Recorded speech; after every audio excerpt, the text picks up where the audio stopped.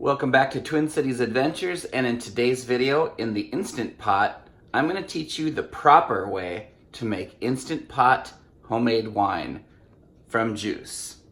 So first let me tell you, there's a whole bunch of videos out there on how to make Instant Pot wine, and the purpose of my video is to bring my 15 years of home winemaking experience into this recipe and teach you the proper way to do it, because if you don't do it the right way, you're either A, gonna get sick, or B, it's gonna be a waste of time and it's gonna taste absolutely disgusting. So, with my 15 years of winemaking experience, I have to first say there's many steps to making homemade wine.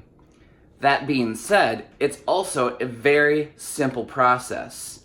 Now, I'm gonna convert all of the steps that I normally use for making homemade wine, like real wine, into making it the easiest video you'll ever watch on how to make Instant Pot wine, but the safe way so you don't get sick and so it tastes good. So let me show you what's gonna happen here. Okay, obviously the first thing you're going to have is an Instant Pot. Check. The second thing you're gonna have to do is buy some juice. You can use grape juice. I'm using mixed berry juice just for the fun of it. This is an all natural juice. I bought it at Cub Food. It's from concentrate. And the first thing I need to tell you about juice is you have to look at the back and make sure that there are no sorbates, no sulfates, and no benzenate. Because if they are in there, then when you add the wine yeast, these chemicals, these preservatives, will stop the fermentation process and you will not get wine. Most of your normal juices are not going to have them. So just read the back of the ingredients right back here, and here they are. It's very simple, just no sorbate, no sulfate, no benzenite. Okay? And then you're going to need a stopper and an airlock. So this is two pieces here. So this stopper is going to go in the top of our jug here, and then I'm going to put this airlock on there, and it's going to be filled with water to here. Now the purpose of that in the second fermentation process is going to be so the O2 will emit from the bottle, and the reason why I use an airlock is so fruit flies and bugs don't get inside. If you don't want to buy this, you don't have to. You can just simply take your cap and you can loosely put it on top, okay? Just put it on top like at an angle, and if you want to put a piece of Scotch tape on there, fine. That way the O2 can emit from the bottle, and you know, if you do it like in the winter, there's not going to be a worry about any fruit flies in the house unless you have fruit flies. So that's going to be a simple alternative. The next thing you're going to need is you're going to have to get a package of wine yeast. Now, there's a lot of different wine yeasts out on the market. This specific one that I bought is for making champagne. The reason I bought this one is because it's for if you're going to make homemade wine and the temperature of the house is going to be fluctuating. Now, I live in Minnesota and it is winter outside. You can see it is freezing cold and we have 4 feet of snow outside, okay? So my house, I keep it at 68 degrees when I'm home.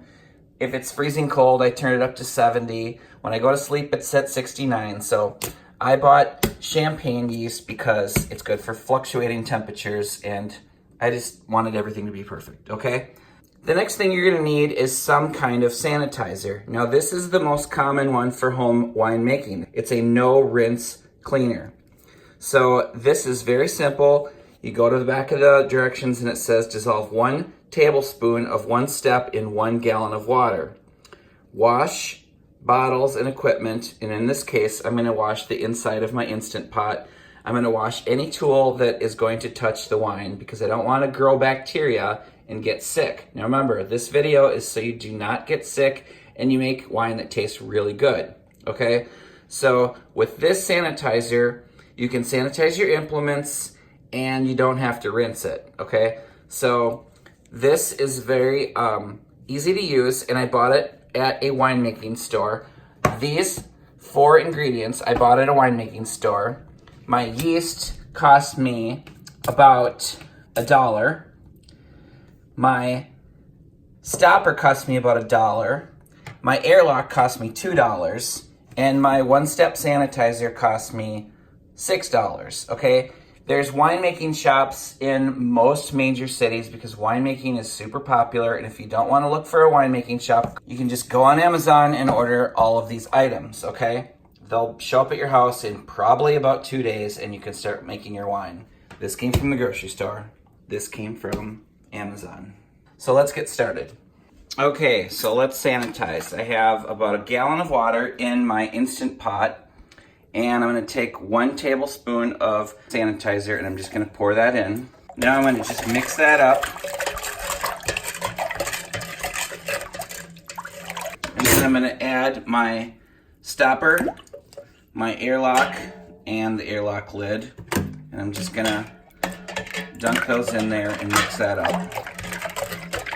Okay, now that these are sanitized, I'll just take those out and put those on the paper towel and let those air dry. I'll just take and pour that all around the edge, splash that around a little bit. Now this is thoroughly sanitized, so I can just empty that right out. Next, I can just add my Instant Pot back into the Instant Pot. As you can see by this jug here, and this jug is an 8-ounce jug, you can make many batches of wine out of this. So $5 or $6 for this sanitizer is well worth it, because if you enjoy making wine, and this is gonna be super easy and it's gonna taste good, you're gonna wanna do it again. So just put the lid back on that and set that aside somewhere.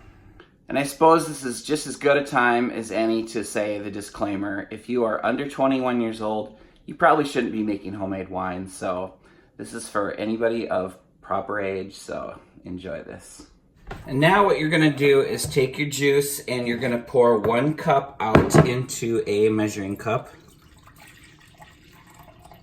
And you're gonna set that aside, you can drink that. And then you're gonna wanna replace that 1 cup of juice that you took out with 1 cup of white sugar. So just pour that.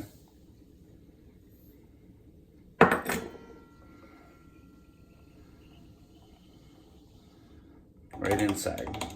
Then you're gonna put the cap back on and you're gonna mix this for a bit until that sugar is completely dissolved. Just take a look at it and you'll see when it's dissolved. You're gonna wanna do that for about a minute or so. Okay, now that your sugar is completely dissolved into your juice, I'm gonna pour that in the Instant Pot that has been sanitized properly. And then I'm gonna put the lid back on this, and I'm just gonna set this in the refrigerator for the next 2 days while I'm fermenting the wine here in the Instant Pot.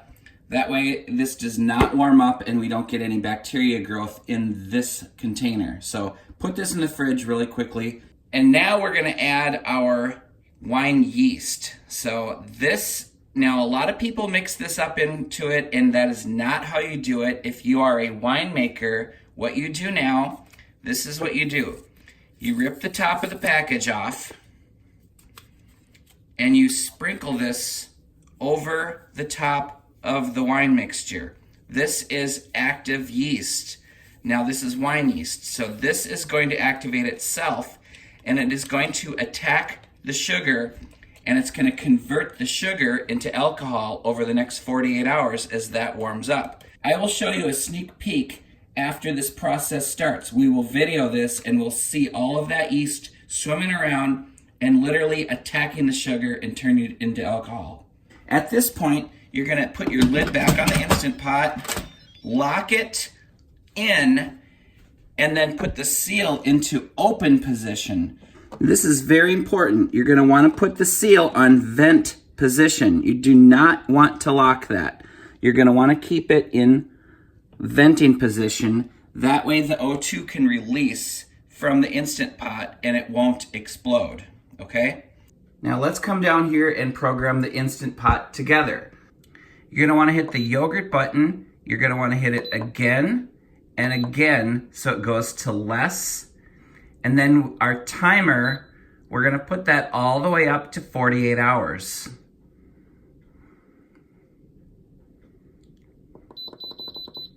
Now that is going to warm up to the perfect temperature in the yogurt setting on less heat.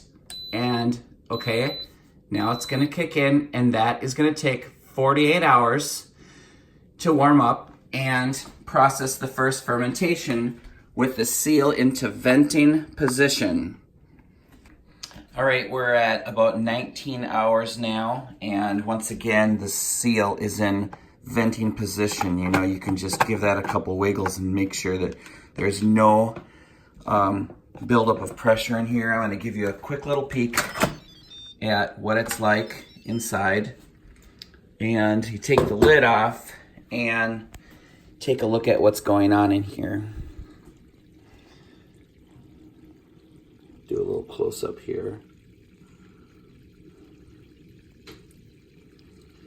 Now this is what it looks like when the yeast starts attacking the sugar and turns it into alcohol.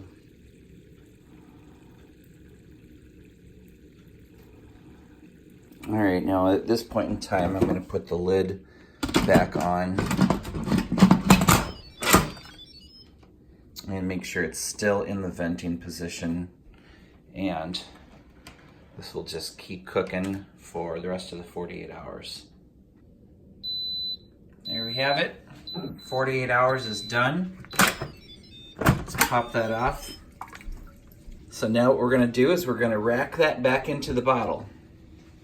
All right, now make sure you sanitize everything, and we're gonna rack this right back into the jug.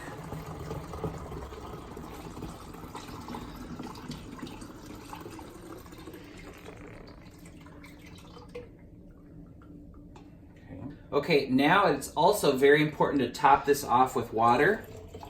So I'll just pour water right up there. Top it off with water. Okay, and once again, if you just want to put the cap back on at this point, just put it at like an angle here and put a piece of tape on it. That way, if it continues to ferment, it's going to be releasing gases, and you want that to leak out.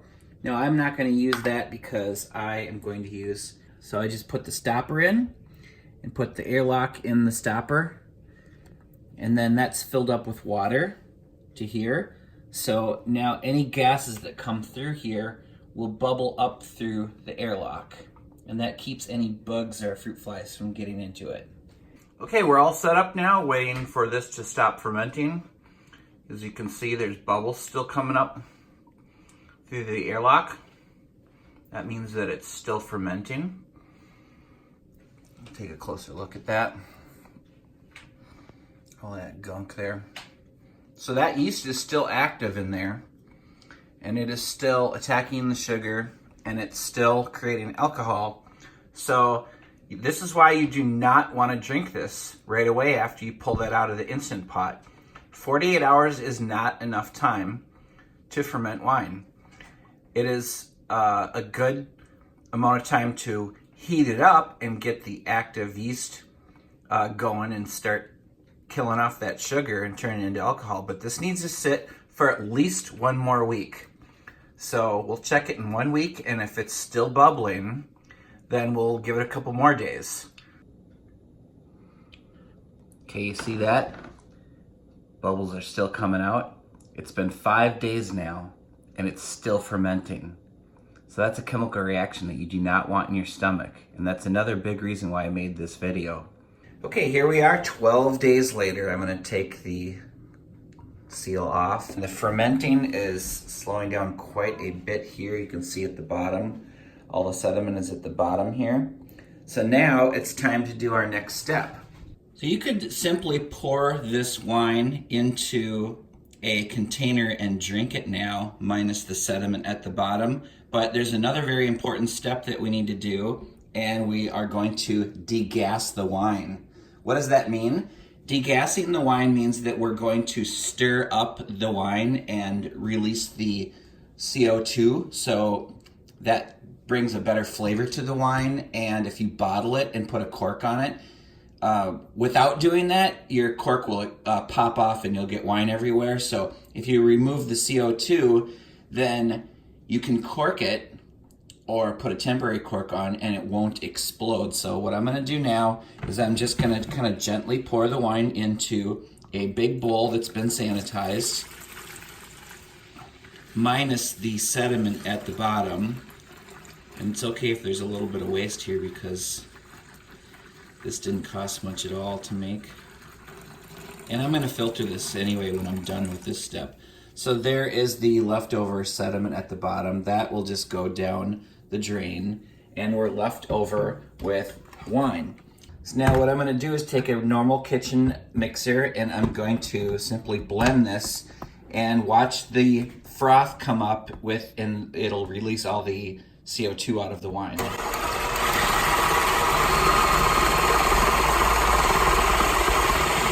And you're gonna wanna keep doing this for at least 10 minutes. Okay, that's been about 10 minutes. So now we have our wine poured back into the bottle here, the jug that I was using to ferment it in. And now I have a wine bottle with a funnel that's been sanitized and a coffee filter. So now I'm just gonna slowly pour this through the coffee filter and let that filter into the bottle.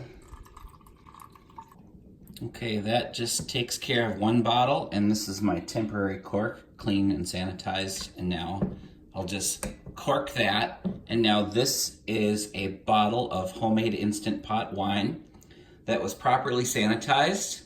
It was properly fermented for the long enough period of time, and it was degassed from the CO2. So now this, you can just set that aside and that could be ready to drink at any time. If you want to age it a week or two, it'll probably be even better to drink, but we're going to set that aside for now. Now here is what I have left over. You can do this into a second bottle of wine, or you can get your wine glasses out and you can filter that into a wine glass. Here we have it. One filtered glass of instant pot wine. Let's give it a taste test now.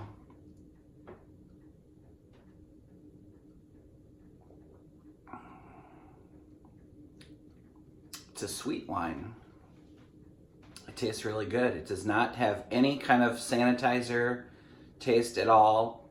The alcohol is there. It's not so strong that it's unbearable. This is actually perfect. If you want to make homemade instant pot wine, follow this video and it's going to be the best possible outcome. You've got your safety, your sanitation, the proper steps. You're drinking it after the fermentation is all finished. You degassed it so all the CO2 is knocked out of it. This is a good glass of instant pot homemade wine. So anyway, thanks for watching. Twin Cities Adventures out.